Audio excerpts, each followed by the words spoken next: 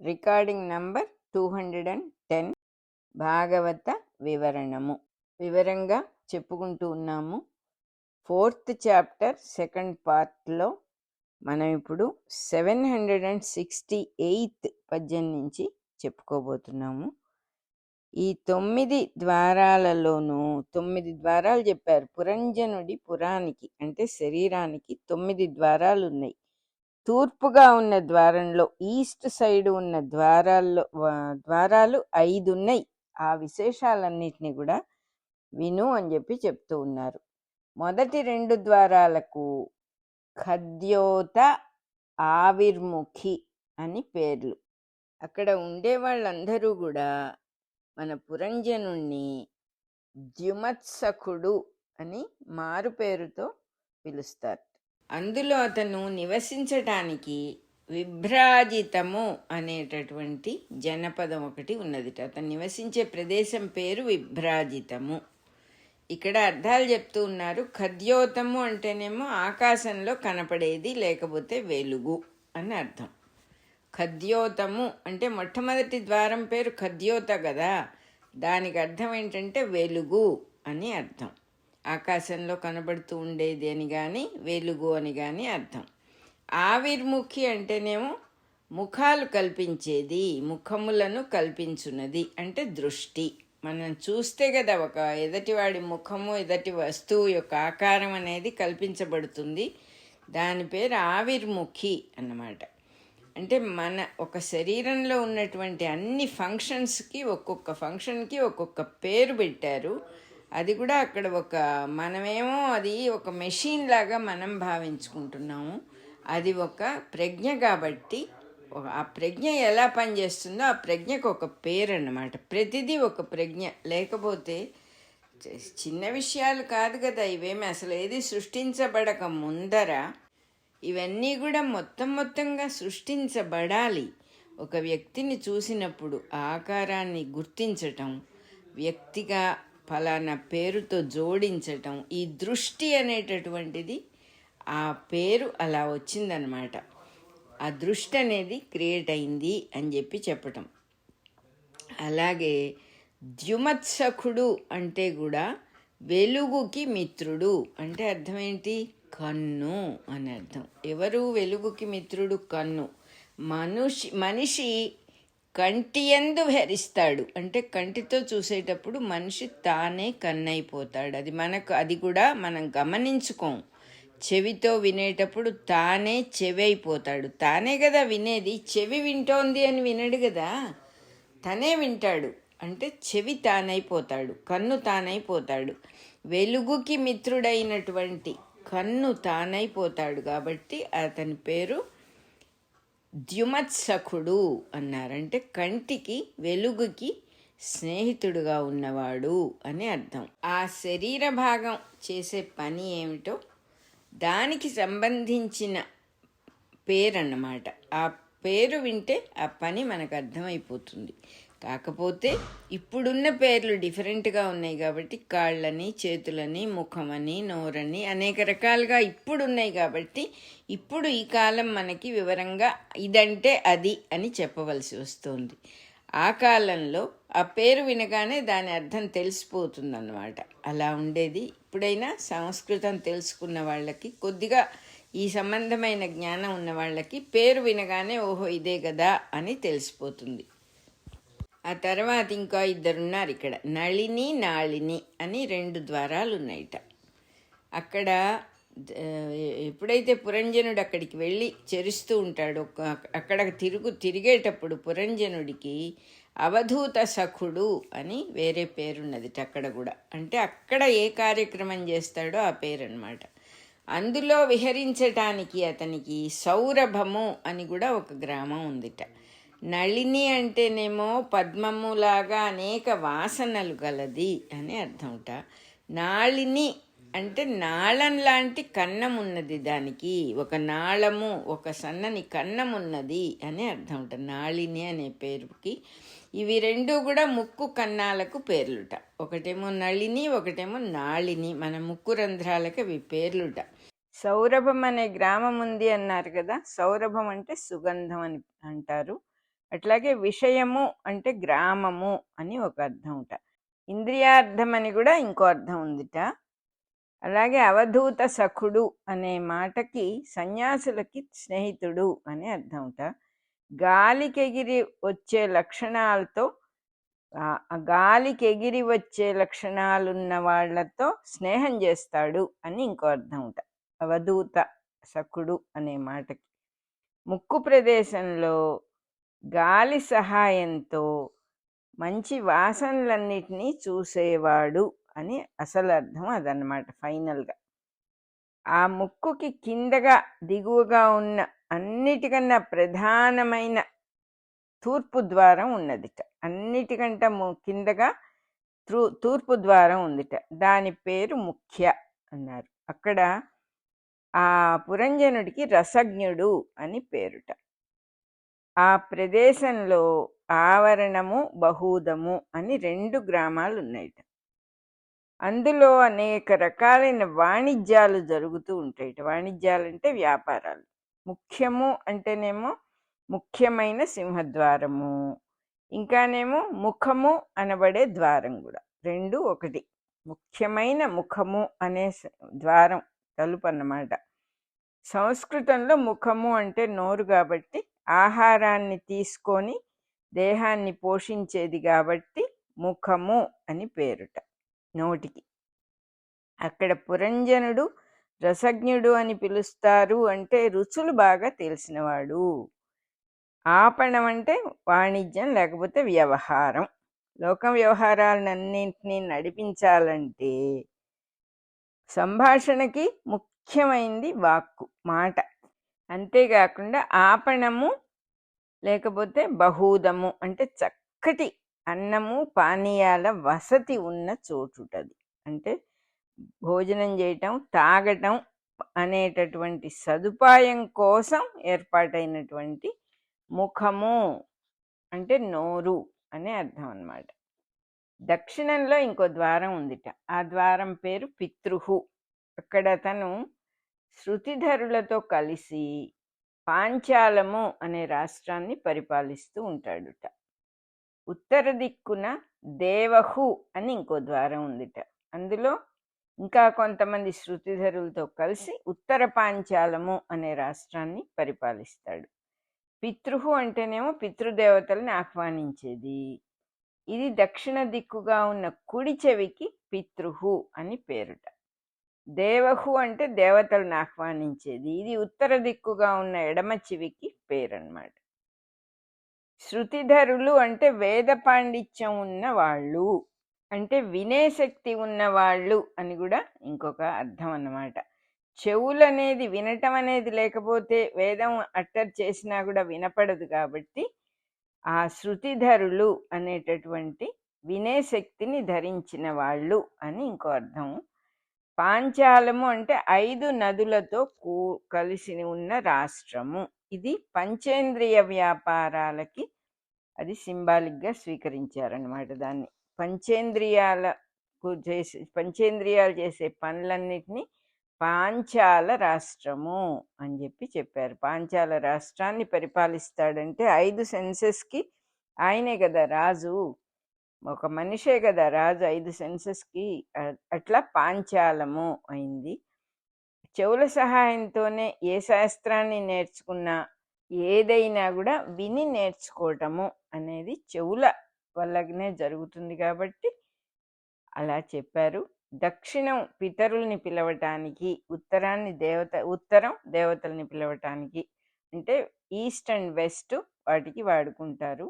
యజ్ఞశాలలో ఉన్న స్థానాలు అలాగే ఈస్ట్లో కట్టిందేమో దేవతల్ని పిలవటానికి, వెస్ట్లో కట్టిన ఏరియా ఏమో పితృదేవతల్ని పిలవటానికి వాడుకుంటారు యజ్ఞశాలలో కూడా. అలాగే మన శరీరానికి కూడా పెట్టుకున్నారు పేర్లు.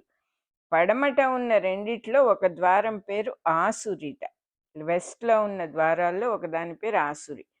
అందులో అతడు గ్రామకము అనే ప్రదేశంలో నివసిస్తూ ఉంటాడట. మన ఊళ్ళో ఎన్ని పేటలు ఉన్నాయో, ఎన్ని విడివిడి సబ్ డివిజన్స్ అన్నీ ఉన్నాయో, ఇక్కడ కూడా ఒక శరీరంలో ఒక్కొక్కదాన్ని విడిగా చేసి, అంటే ఫస్ట్ టైం శరీరాన్ని అతను చూసినప్పుడు అది ఒక పరిపాలన, మరి అన్ని ఏరియాస్ పరిపాలన చేయాలి. ఒక బాడీ అంటే పైనుంచి కింద దాకా ఎక్కడ ఏమీ వదలకుండా సమస్తాన్ని హీ హ్యాస్ టు రూల్. కాబట్టి మనకే తెలియకుండా మనలో అది జరుగుతోంది కాబట్టి వివరంగా రాస్తూ ఉన్నారు ఇక్కడ. ఒక ద్వారం పేరు ఆసురి. ఆ ఆ ద్వారంలో గ్రామకము అనే ప్రదేశంలో నివసిస్తూ ఉంటాడు. అక్కడ ఉండేటప్పుడు అతను విపరీతంగా మదించి ఉన్న దుష్టులతో కలిసి ఉంటాడుట. ఆసురి అనే మాటకు కూడా అర్థం అసుర లక్షణాలు, రాక్షస లక్షణాలు కలది అని అర్థం. మదించిన దుష్టులు అంటే కామము, క్రోధము మొదలైన వాళ్ళు అన్నమాట. గ్రామకములు అయిన విషయాలు అంటే కూడా మోటుగా నీచంగా ఉన్నటువంటి ఇంద్రియముల అనుభవాలన్నమాట. అంటే సంభోగ సౌఖ్యము, స్త్రీ పురుషులు కలవటం లాంటిది జరిగి దాన్ని మోటు అని, నీచము అని అంటూ ఉన్నారు. అటువంటి విషయాలతో కూడిన అవయవము ఈ ద్వారం అన్నమాట. పడమట ఉన్న రెండో ద్వారం పేరు నిరుతిట. అతను అక్కడ ఉన్నప్పుడు లుబ్ధకుడు అనే పేరుతో వైశసము అనే ప్రదేశంలో నివసిస్తాడుట. నిరుతి అంటేనేమో మలినముతో కూడినవాడు అని అర్థం. లుబ్ధకుడు అంటేనేమో పిట్టలు మొదలైన జంతువుల్ని వేటాడి చంపేవాడు అని అర్థం. అంటే ఏంటంటే ఆహారాన్ని బాగా నలగొట్టి జీర్ణమైపోయిన తర్వాత మలమును తయారు చేయువాడు అని అర్థం. అన్ని కార్యక్రమాలు జరగాలి కదా. కాలకృత్యాలు అని మనం ఎంతో చక్కగా చెప్పేటటువంటి మాటని ఇక్కడ చక్కగా మలమును తయారు చేయటము అని అంటున్నారు. ఆహారాన్ని జీర్ణం చేసిన తర్వాత ఆ మిగిలిన దాన్నంతా కూడా ఫిల్టర్ చేసి అక్కర్లేని విషయాల్ని మలము అని అంటారు కదా. వైసనము అంటే నరికి ముక్కలు చేసే కషాయి పని అని అర్థమట. ఇది మలద్వారము. నరికి ముక్కలు చేసి జీర్ణం చేసి ఈ కార్యక్రమం అంతా జరిగే చోటుని కషాయి పని చేసేవాడుగా అక్కడ ఉంటాడనమాట ఆయన. అతని నగరంలో 2 గుడ్డివాళ్ళు ఉన్నారుట. ఒకడి పేరు నిర్వాక్కు, అంటే ఏమి మాట పలుకు లేకుండా ఉంటాడు. వాడు ఎక్కడికి వెళ్ళినా కూడా పురంజనుడు ఎక్కడికి తీసుకుపోతే అక్కడికి వెళ్తూ ఉంటాడు వాడు. అంటే పాదములు అని అర్థం అన్నమాట. గుడ్డివాళ్ళు అంటే వాటికి పాదాలకు కళ్ళు ఉండవు కదా, మనం ఎక్కడికి తీసుకుపోతే అక్కడికి వెళ్ళాలి అవి. ఒక గుడ్డివాడేమో నిర్వాక్కు అని పేరు వాడికి, అది పాదాలు. రెండో గుడ్డివాడి పేరు పేసెస్కరుడు అని పేరుట. అతడు కూడా మాట్లాడలేడుట, కానీ ఏ పని చెప్పినా చేస్తాడట. అంటే చేతులు అని అర్థం అన్నారు. అంతఃపురంలో ఉన్నప్పుడు విషూచి అనబడే పనమ్మాయి సహాయంతో, ఒక మెయిడ్ సహాయంతో భార్యతోనూ పిల్లలతోనూ తృప్తి, సంతోషము, వ్యామోహము ఇవన్నీ కూడా పొందుతూ ఉంటాడట పురంజనుడు. విషూచి అంటే అర్థం ఏమిటి? మారి లేకపోతే సర్వనాశనాన్ని కలిగించేది అని అర్థమట. విషూచి అంటే ఆయుర్వేదంలో కలరా వ్యాధిని కూడా విషూచి అని అంటారట. ఇంకా కూడా విశిష్టంగా సూదిలాగా వాడిగా ఉండేది. విషూచి అనే మాటకి సూదిలాగా పదునుగా ఉండేది అని ఒక అర్థం. మనస్సు అని కూడా అర్థమట. విషూచి అనే మాటకి మనస్సు సహాయంతో చుట్టరికాలన్నీ కల్పించుకొని చుట్టముల యందు వ్యామోహం పెంచుకుంటూ సంతోషము భావించుకొని జీవించుచుండును. చాలా చక్కగా చెప్పారు ఇక్కడ. సంతోషాన్ని భావించుకోవాలి, దుఃఖాన్ని కూడా భావించుకోవాలి. దుఃఖంగాని సంతోషంగాని మనం భావన చేయకపోతే రెండు ఉండవు. మనస్సు సహాయంతోనే భావన అవుతుంది. కాబట్టి విషూచి అనేటటువంటి సూదిలాగా వాడి అయిన మనస్సు సహాయంతో అనేక రిలేషన్షిప్స్ కల్పించుకుంటాడు. వాళ్ళ మీదంతా కూడా ఒక వ్యామోహం పెట్టుకుంటాడు. ఇక్కడెక్కడ బంధువుల్ని వ్యామోహం పెట్టుకొని సంతోషాన్ని భావించుకుంటూ జీవిస్తూ ఉంటాడుట. ఈ విధంగా అనేక విషయాల్లో ఆసక్తుడుగా ఉండి కోరికలతో ఉండి కాలం గడుపుతూ ఉంటాడు. ఫలితాలు కోరి పనులు చేస్తాడు ఒకటి, కోరికలకు లొంగి జీవితాన్ని గడుపుతాడు. కాబట్టి ఆ కారణంగా ఆయుర్దాయం అంతా కూడా అయిపోతూ ముసలితనం వచ్చి మీద పడుతుంది.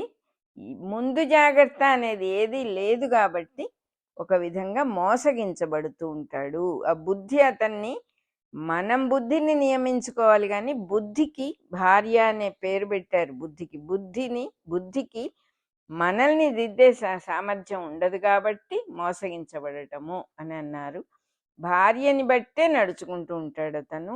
భార్య తాగితే అతను తాగుతాడు, భార్య తింటే అతను తింటాడు, ఆవిడ నడిస్తే నడుస్తాడు, నవ్వితే నవ్వుతాడు, ఆవిడ ఏడిస్తే ఏడుస్తాడు, ఆవిడ పాట పాడితే పాడతాడు, ఆవిడ వింటూ ఉంటే తను వింటాడు, ఆవిడ తింటూ ఉంటే తను తింటాడు, చూస్తే చూస్తాడు, లేస్తే లేస్తాడు, కూర్చుంటే కూర్చుంటాడు, నిద్రపోతే నిద్రపోతాడు, తాకితే తాకుతాడు, వాసన చూస్తే వాసన చూస్తాడు, పలికితే పలుకుతాడు, పడుకుంటే పడుకుంటాడు, సంతోషిస్తే సంతోషిస్తాడు. అంటే బుద్ధి అనే దాన్నే భార్యగా చెప్పారు కాబట్టి, బుద్ధి పుట్టినట్టుగా జీవిస్తూ ఉంటాడు కాబట్టి అలా చెప్పారనమాట. ఆవిడేం చేస్తే ఆవిడేం చేస్తే అది చేస్తాడు.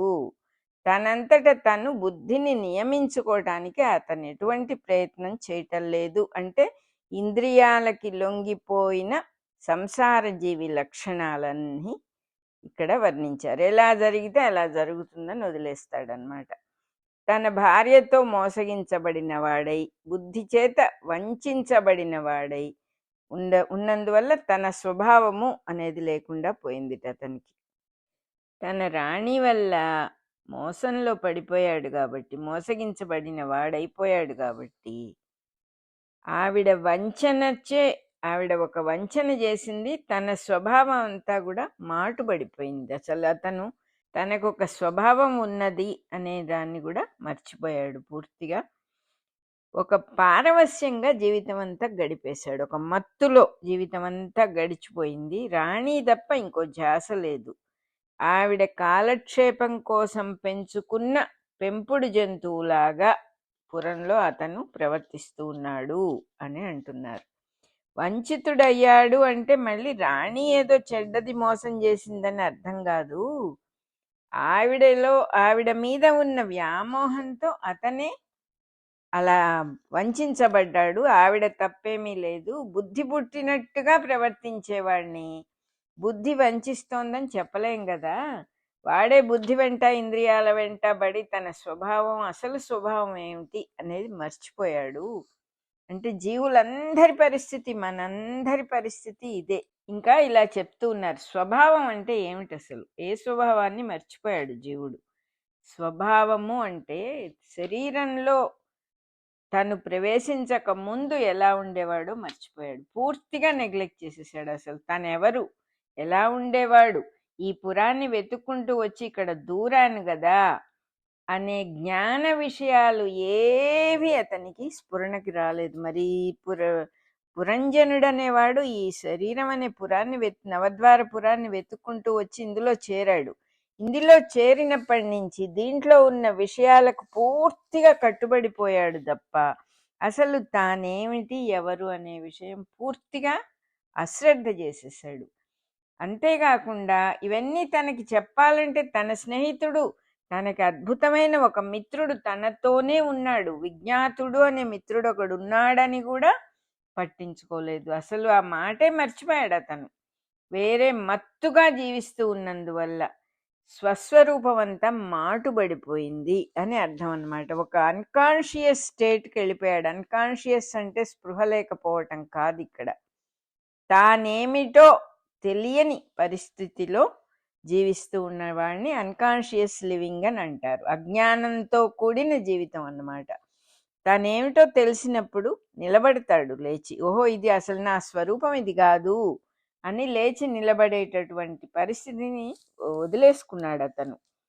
అద్వైతంలో దీన్ని మాయావరణము అని అంటారుట. అంటే ఏమిటి, మాయతో పరబ్రహ్మం ఆవరించబడ్డాడు. తాను పరబ్రహ్మ స్వరూపమే. సాక్షాత్తు జీవుడెవరు అంటే సాక్షాత్తు పరబ్రహ్మ స్వరూపమైనటువంటి జీవుడు ఈ శరీరంలో దూరి తనను తాను మర్చిపోయి జీవిగా వర్తిస్తూ ఉన్నాడు అని అద్వైతులందరూ అంటారు. అద్వైత సిద్ధాంతం చెప్తుంది పరబ్రహ్మానికి మాయ మరుపు కలగటం నిజంగా జరుగుతుందా అనే ప్రశ్న ఈ రోజుకి కూడా మిగిలే ఉంది అంటున్నారు మాస్టర్ గారు. ఈ మాయ ఆ పరబ్రహ్మము యొక్క క్రీనీడ అని యమునాచార్యుల వారు ప్రతిపాదించారు. ఒక నీడలాగా ఉంది.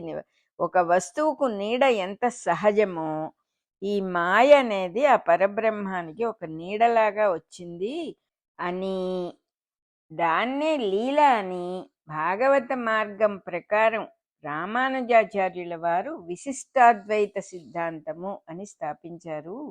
అప్పటి నుంచి కూడా భాగవతం అనేది విశిష్టాద్వైతులందరికీ కూడా ప్రమాణ గ్రంథం అయింది అని రాశారు. అద్వైతంలో దీన్ని మాయావరణము అని అంటారు. మాయ ఆవరించిందన్నమాట. మాయ ఎలా ఆవరిస్తుంది అనేటటువంటి వాదన కూడా ఉన్నది. పరబ్రహ్మాన్ని మాయ ఎలా ఆవరిస్తుందని.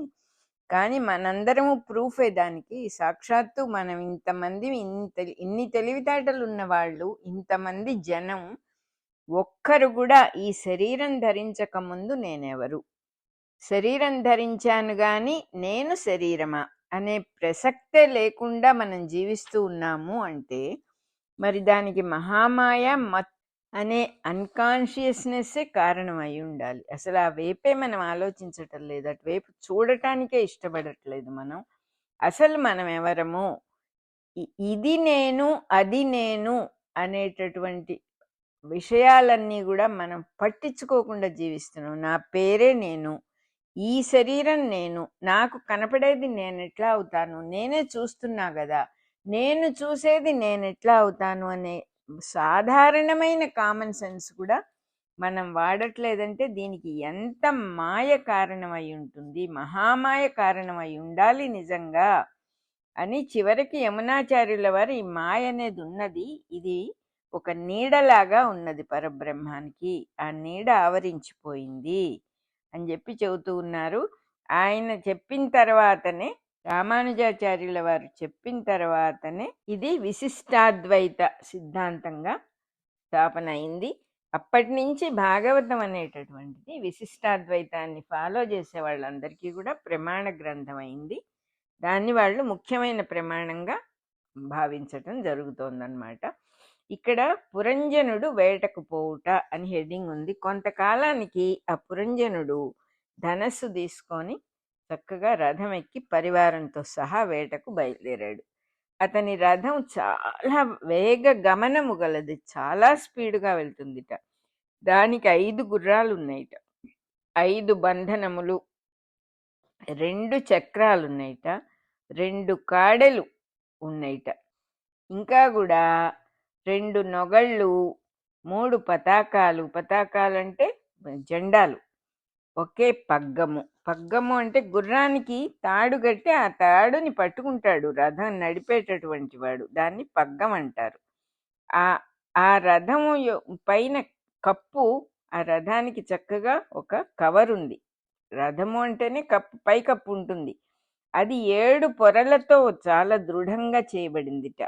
బంగారు మువ్వలున్న రథంలో ఒక సారథి, ఒక నడిపేవాడొకడు కూర్చొని ఉన్నాడు. ఒక గూడు కలిగి ఉన్నది. 5 విధాలైన గమనములు, 5 విధాలుగా వెళ్తుందిట రథం. 5 విధాలైన గమనములు గల రథంలో 5 గంటలు మోగుతూ ఉంటాయిట. ఆ రథం ఎక్కి చక్కగా బంగారు కవచము, అక్షయ తూణీరాలు, అక్షయం అంటే ఆ తూణీరాలంటే బాణాలు, అక్షయం అంటే అయిపోకుండా ఉండే బాణాలు, తీసిన కొద్దీ వస్తూ ఉంటాయి. అటువంటి బాణాలు ధరించి సేనా సమేతుడై మొత్తం సైన్యం అంతా తీసుకొని మహావైభవంతో రాజఠీవితో వేటకు బయలుదేరాడు. అతని వెంట గల సేనలు 11 గణములుట. 11 గణములు ఏమిటి అంటే అన్నమయ కోశము, ప్రాణమయ కోశాలతో ఉన్నటువంటి శరీర నిర్మాణమే రథము అని చెప్తూ ఉన్నారు ఇక్కడ. అది ఇప్పుడు మ్యాచ్ చేసి చెప్తారు మనకి. శరీరమే రథము అని ఉపనిషత్తులు కూడా చెబుతాయి.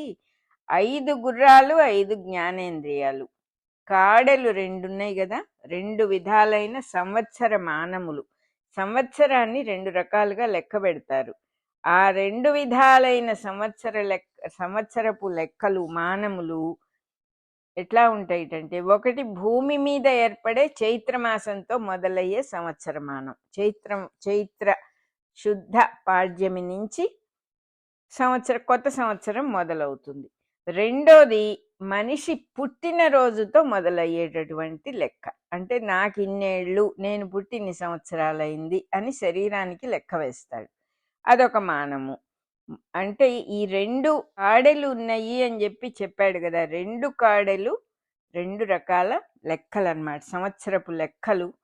అంటే మొట్టమొదటిది సంవత్సరం పుట్టిన రోజు నుంచి, రెండోది తను పుట్టిన రోజు నుంచి స్టార్ట్ అవుతాయి. మొదటి దాన్ని కాలమానం అంటారు, రెండో దాన్ని ఆయుర్దాయం. అంటే పుట్టినప్పటి నుంచి పోయేదాకా ఒక లిమిటేషన్ ఉంటుంది కాబట్టి ఆయుర్దాయం. ఇంత ఆయుర్దాయం ఆ జీవుడికి అంటారు. రథచక్రాలు 2 కూడా అతను చేసేటటువంటి పుణ్యకర్మలు, పాపకర్మల పరిభ్రమణము.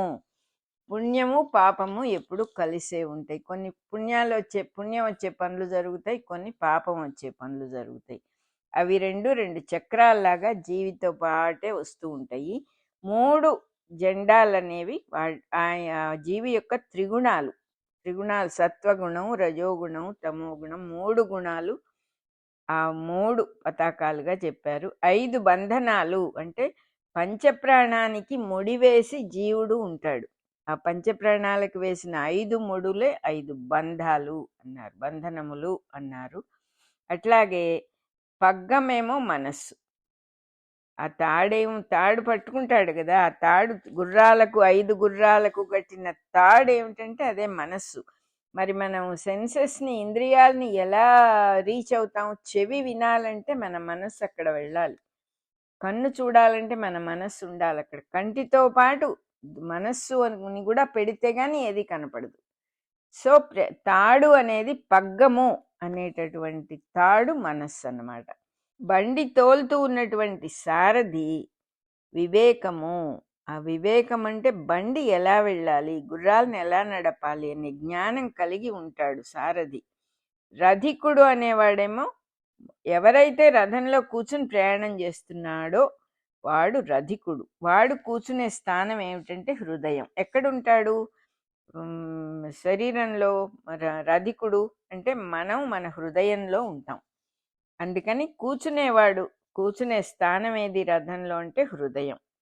నొసళ్ళు 2 కూడా శోకము, మోహము 2 రకాలుగాను జీవుణ్ణి ఎలా పట్టుకుంటున్నాయో చక్కగా చెప్తూ ఉన్నారు.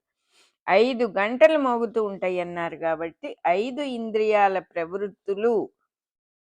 గంటలు కొట్టడం అంటే ఇంద్రియార్థముల వైపు పరుగులు పెడుతూ ఉంటాయి ఎప్పుడు. అది వాటికి సహజం.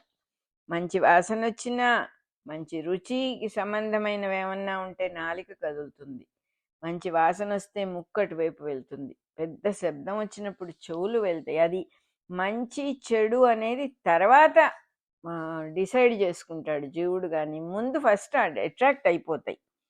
అందుకని చెప్తూ ఉన్నారు, ఆ ఇంద్రియార్థాల వైపు ప్రయాణం ఎప్పుడు కంటిన్యూస్గా ఉంటుంది. ఆ ఇంద్రియాలన్నిటి కూడా గంటలు కొడుతూనే ఉంటుందన్నమాట.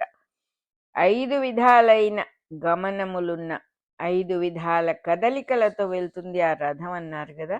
అదేంటంటే కర్మేంద్రియాలు అంటే మన శరీరంలో పని చేసేటటువంటి చేతులు, కాళ్ళు మొదలైన ఇంద్రియాలే అవి కూడా. రథం కప్పుకి పైన 7 పొరలు ఉంటాయి అన్నారు కాబట్టి 7 ధాతువులు మన శరీరంలో ఆ భూమికలని కప్పుతూ ఉన్నటువంటివి 7 ధాతువులు. రక్తం కానీ, మాంసం కానీ, ఎముకల్లో ఉన్న గుజ్జు కానీ, ఇవన్నీ కలిపినప్పుడు, చర్మము ఇవన్నీ కలిపినప్పుడు అవి 7 ధాతువులు అని అంటారు. బంగారు కవచం తొడుక్కొనున్నాడు ఆయన అంటే రజోగుణం వల్ల కలిగిన చురుకుదనంతో ఒక మెరుపుగా ఉన్నాడుట మహారాజు. ఆ పురంజనుడు, పురం యొక్క మహారాజు అలా ఉన్నాడుట. అక్షయ తూణిరాలు అన్నారు కదా, ఆ తరిగిపోని ప్రాణాలని ధరించి ఉన్నాడు కదా. అవన్నీ కూడా జీవి చేసుకున్నటువంటి పూర్వ వాసనలుట, పూర్వకర్మలన్నీ వెంటబడుతూ ఉంటాయి కదా, అవి అంతు లేకుండా ఉంటాయి. అందుకని తరగని అక్షయ తూణీరములు అని అన్నారు. అవి గుంపులుగా ఏర్పడే అహంకారం అయిపోతూ ఉన్నాయి. ఆ పూర్వవాసనలన్నీ చుట్టుముట్టి నేనది అంటూ ఉంటాడు. ఒక అహంకార రూపం అయిపోయింది. ఈ అహంకారమే జీవగ్రంథి, లేకపోతే జీవుడు అనే మెలకు వస్తుంది వాడికి. నేను జీవుడిని అని మెలకువ తెచ్చుకుంటాడు, కానీ అసలు తానెవరో మర్చిపోతాడు. 11 గణాలకు అధిపతి ఆ సేనలన్నిటినీ వెంట తెచ్చుకున్నాడు అంటే ఇంద్రియాలు మనస్సు అన్నీ కలిసి 11 అవుతాయి. కాబట్టి మనస్సును కలిపి నడిపించేవాడే అహంకారం అన్నమాట. మన రికార్డింగ్ నెంబర్ 210 అయిపోయింది. 768 పద్యం దగ్గర నుంచి 771 పద్యం వరకు చెప్పుకున్నాం.